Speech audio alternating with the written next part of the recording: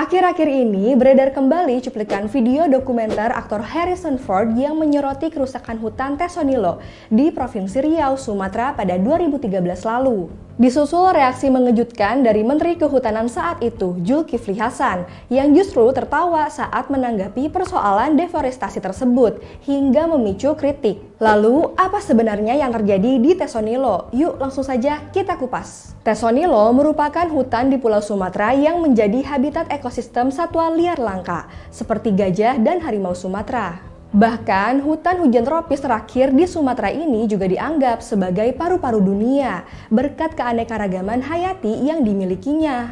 Setidaknya terdapat 360 jenis flora yang tergolong dalam 165 marga dan 57 suku untuk setiap hektar kawasan Tesonilo. Oleh sebab nilai ekologisnya yang tinggi, pada 2004, hutan seluas 81.980 hektar itu ditetapkan menjadi area konservasi atau Taman Nasional yang dilindungi melalui Undang-Undang Kehutanan dan Konservasi. Meski lebih dari 2 dekade menyandang status kawasan konservasi, hingga kini Taman Nasional Tesonilo masih terancam oleh berbagai pelanggaran masif, mulai dari pembabatan ilegal kelapa sawit hingga konflik pemukiman warga. Dampak alih fungsi lahan itu terlihat dari kontrasnya tutupan hutan alam di kawasan Tesonilo yang dikeluarkan oleh Walhi Riau berikut.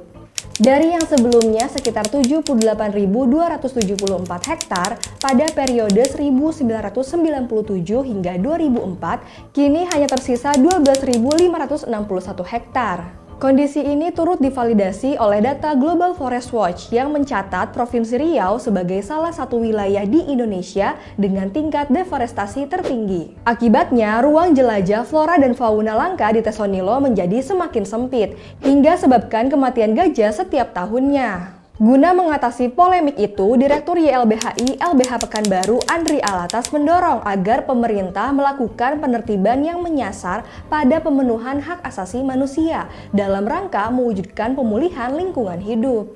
Ia juga menekankan pentingnya mekanisme hukum terhadap para pemodal di area perkebunan ilegal untuk diusut tuntas. Sementara itu, Menteri Kehutanan Raja Juli sebut bahwa saat ini pemerintah sedang melakukan restorasi Taman Nasional Tesonilo dengan luas 31.000 hektar, serta relokasi tempat tinggal terhadap 394 kartu keluarga. Oke Sobat Tirto, gimana nih tanggapanmu soal permasalahan lingkungan yang terjadi di Taman Nasional Tesonilo? Yuk sampaikan pandanganmu di kolom komentar.